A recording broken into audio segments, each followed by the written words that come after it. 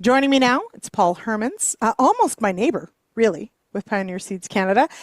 Paul, it's been a heck of a summer for those of us in the Ottawa Valley and area.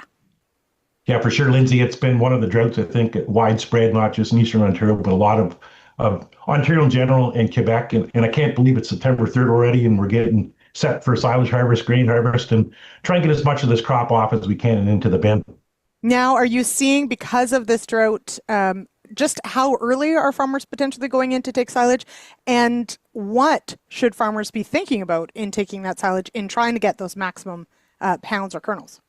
Sure, a lot of times we look at the corn out there right now, and we have dry leaves. And thinking about it, 12 to 15% of our leaves is in the yield, but that stalk, the grain, still wet. So we did a bunch of dry downs here in the last week. We're getting that 64, 66, 68%. Add a few points, maybe even more with the variability out there, but it's almost going to be time, go time. And some tips, silage processing cup. We've got to make sure we have that starch that the rumen can take it up. We don't want whole kernels going through the cow. So that's critical. Make as much use of that starch as we can. Things like theoretical length of cut. Let's not go too long. We're going to have a harder time to pack this year because we don't have that grain heavy weight to it. So make sure our length of cut is proper. And then using a inoculant too. We got a lot of sugars this year, just because we couldn't put that into the grain. So more sugars into the stalk and everything else, the leaves, harder to ferment, and then more yeast just in dry conditions. So you think forward to next year when I'm feeding this out in hot conditions, those yeasts with oxygen, boom, they heat up and it's going to throw the cows off feed. So 11C33, a Bucheneri bacteria inoculant helps with that going forward as well. Okay, so really key points there is thinking about, this a drought stressed plant potentially does have that change of the ratio between, say, kernels versus stalk and leaves, and we do need to account for that when we're harvesting and packing the silage. Exactly. And then we're recommending to don't high chop, go low chop because our digestibility will be fine this year. Yep. Unless we have if I'm going to chop tomorrow with big rain today, I'd wait for 5 or 6 days because of nitrates. But if we have a good fermentation process that gets rid of a lot of our nitrates, and that's usually not a concern.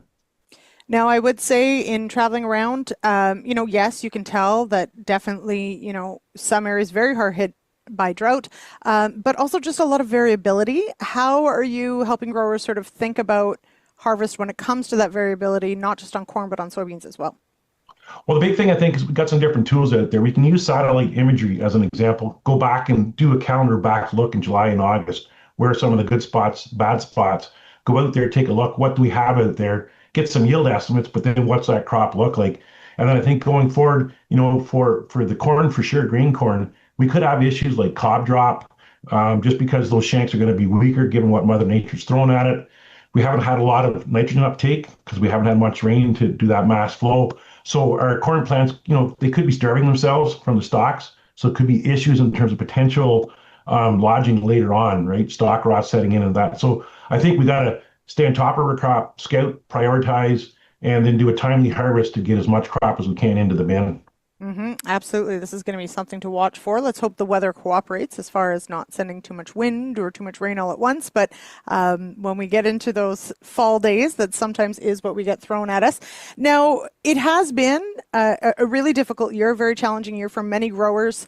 But this is one year, and there's always next year.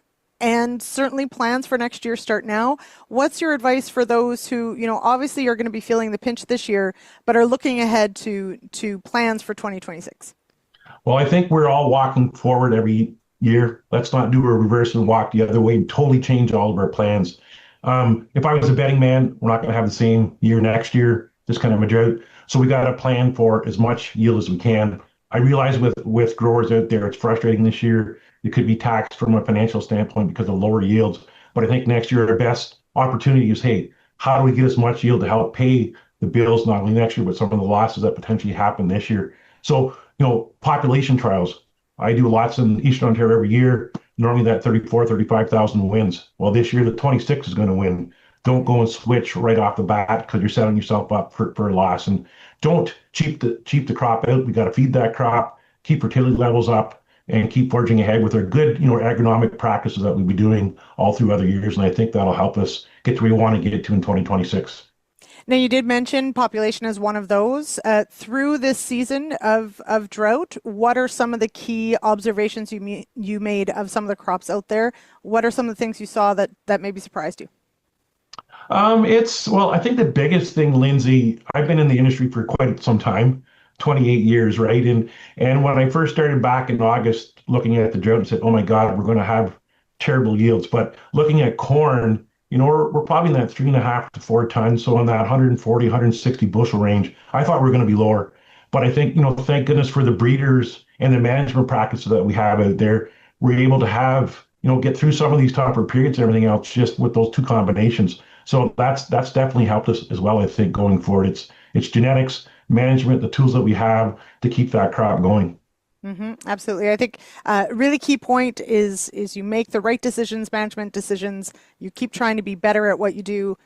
And every once in a while, Mother Nature is going to throw you a curveball, but that doesn't mean you abandon those good management practices. And I got to think 20 years ago, 160 bushel corn would have been in a drought would have been okay.